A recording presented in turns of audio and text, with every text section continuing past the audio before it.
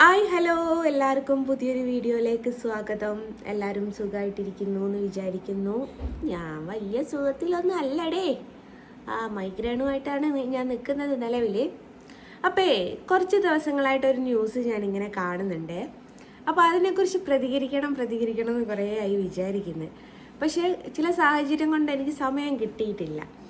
അപ്പോൾ സത്യം പറയുക വെച്ചാൽ ഒരുപാട് ചിരിക്കുകയും ഒരുപാട് ചിന്തിപ്പിക്കുകയും ചെയ്തൊരു ന്യൂസാണത്. സംഭവം അത് എങ്ങനെയാണ് അപ്പോൾ പറയാന്നുള്ളതാണ്. നമ്മൾ കിളിച്ചുണ്ടമാമ്പയം കണ്ടില്ലേ? ആ സിനിമയിലില്ലേ ബിരിയാണിക്ക് ഉപ്പ് കൂടി എന്ന് പറഞ്ഞിട്ട് തലാക്ക് ചൊല്ലിയത്? അതേപോലെ ഇപ്പോൾ ഒരു കക്ഷി തലാക്ക് ചൊല്ലിയ ന്യൂസ് നിങ്ങളൊക്കെ കേൾക്കുന്നുണ്ടാവില്ലേ? ഇനി കേൾക്കാത്തവരാരെങ്കിലും ഉണ്ടെങ്കിൽ ഞാൻ ജസ്റ്റ് ഒന്ന് കേൾപ്പിച്ചു തരാം, എന്നിട്ട് ബാക്കി നമുക്ക് കാര്യത്തിലേക്ക് കിടക്കാം.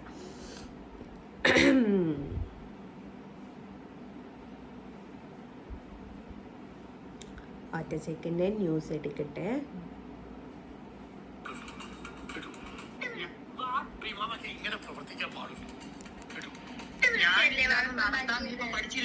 ചോദിക്കുന്നതിന് മറുപടി പറഞ്ഞാൽ ഞാൻ ഇല്ലാതെ ഏത് വിഷയവും കൈകാര്യം ചെയ്യാൻ ഇപ്പൊ നീ പഠിച്ചില്ലേ? എന്നെ ആക്ഷേപിച്ച് എനിക്ക്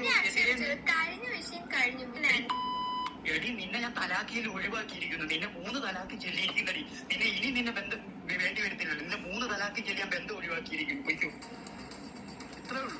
അപ്പൊ കഴിഞ്ഞു എന്നാണ് കരുതിയത് അബ്ദുൽ ബാസിത്ത്. പക്ഷെ കഴിഞ്ഞില്ല, അതൊരു തുടക്കം മാത്രമായിരുന്നു. ഇപ്പൊ ജയിലിനുള്ളിലുണ്ട് തലാക്ക് ചൊല്ലി പോയ കക്ഷി.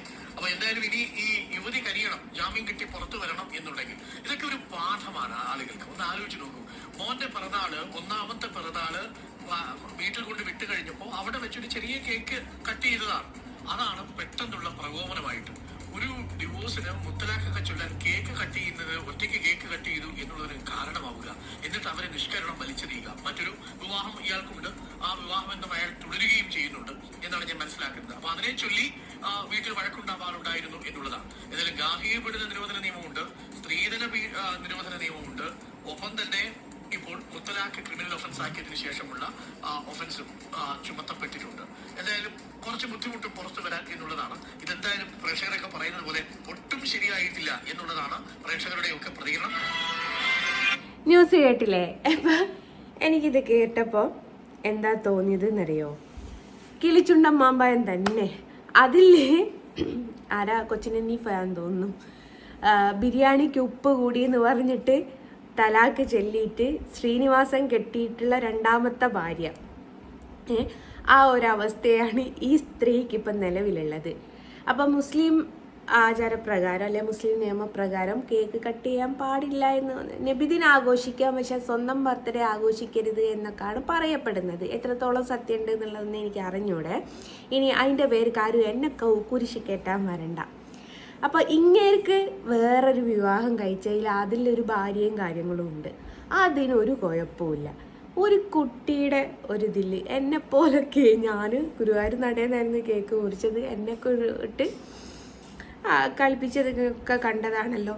ഞാൻ മുറിച്ച കേക്കിൻ്റെ അകത്ത് മുട്ടയില്ലായിരുന്നു. പക്ഷേ ചില ആൾക്കാർ അത് മുട്ടയുള്ള കേക്കാണ് എന്ന് പറഞ്ഞ് വാദിച്ചിട്ടാണ് ഹൈക്കോടതിയിൽ വരെ എത്തിച്ചു. ഇപ്പം ഒരു കേക്ക് കട്ടിങ് ഒരാളെ ജയിലിൽ വരെ എത്തിച്ചു. കേക്ക് എന്ന് പറയുന്നത് ഇത്രയും മാരകമായിട്ടുള്ള സംഭവമാണ് എന്നുള്ളത് ഓരോ നിമിഷം കഴിയുന്തോറും മനസ്സിലാക്കി വരുമ്പം എൻ്റെ കർത്താവേ പേടിയാണ് കേക്ക് എന്ന് കേൾക്കുമ്പോഴേക്കും. പക്ഷെ ഡെയിലി ഓരോ പീസ് കേക്കാണെങ്കിൽ ഞാൻ കഴിക്കും കേട്ടോ.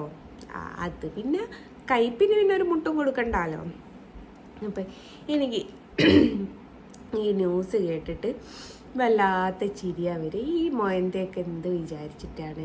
പെണ്ണെന്ന് പറയുന്നത് അടിമയാണ് എന്നാണോ ഈ മൊയന്തൻ്റെയൊക്കെ വിചാരം? എന്താ അബ്ദുൽ ബാസിത്തോ? ഭയങ്കര ദീനിയാ. ഓരോ ഫോട്ടോ ഒക്കെ ഉണ്ട്, വലിയ തൊപ്പിയൊക്കെ വെച്ചിട്ട് ഭയങ്കര ദീനിയാണ്. ഈ ദീൻ പഠിച്ചോൽക്കൊക്കെ ഒന്ന് കഴിഞ്ഞ് 2ാമത്തേന് മുത്തലാഖ് അല്ല എന്ന് പറഞ്ഞ് നടക്കാവുന്ന ഒരു സംഭവമാണ്. ഞാൻ മതത്തിനെതിരായിട്ട് സംസാരിക്കുന്നതല്ല. ഇത് കണ്ടാൽ ആരടെ എതിര് സംസാരിക്കാതെ പോവുക? ഒരു സ്ത്രീയുടെ ജീവിതം എത്ര പെട്ടെന്നാണ് നശിപ്പിക്കുന്നത്. അത് ഏതോ മതസ്ഥ ആയിക്കോട്ടെ, ഹിന്ദു മതസ്ഥയോ മുസ്ലിം മതസ്ഥയോ ക്രിസ്ത്യൻ മതസ്ഥയോ ആരോ ആയിക്കോട്ടെ, പക്ഷെ ഒരു നിമിഷം കൊണ്ട് അവളുടെ ഒരു ലൈഫ് തന്നെ നശിപ്പിക്കുക ചെയ്യുന്നത്. ഇതേ സമയം ആശാൻ വേറൊരു വിവാഹം കഴിച്ചിട്ടുണ്ട്. ആ ബന്ധം നിലവിൽ തുടർന്നുകൊണ്ട് പോകുന്നുണ്ട്. അതിന് മൂപ്പർക്കൊരു കുഴപ്പമില്ല. ആണുങ്ങൾക്ക് എന്തു ആവാം. ഞാൻ ഇതിനു മുമ്പ് ഒരു വീഡിയോ ചെയ്തത് നിങ്ങൾക്ക് ഓർമ്മല്ലേ? ഈ ഒരു ഷാജിയുടെ ഒരു വിഷയം വന്ന സമയത്തോ, അല്ല ഷാജിദ ഷാജിയുടേതല്ല, ആതിരയുടേതോ ഏതോ ഒരു വിഷയത്തിൽ ഞാനൊരു വീഡിയോ ചെയ്തത് നിങ്ങൾക്ക് ഓർമ്മയുണ്ടോ? ഭർത്താവ് ഉപേക്ഷിക്കപ്പെട്ടോ മരണപ്പെട്ടോ പോയാൽ ആ സ്ത്രീക്ക് പിന്നെ ജീവിതമേ ഇല്ല. ആ സ്ത്രീ കുഞ്ഞുങ്ങളെ നോക്കിയിട്ട് ജീവിക്കുക.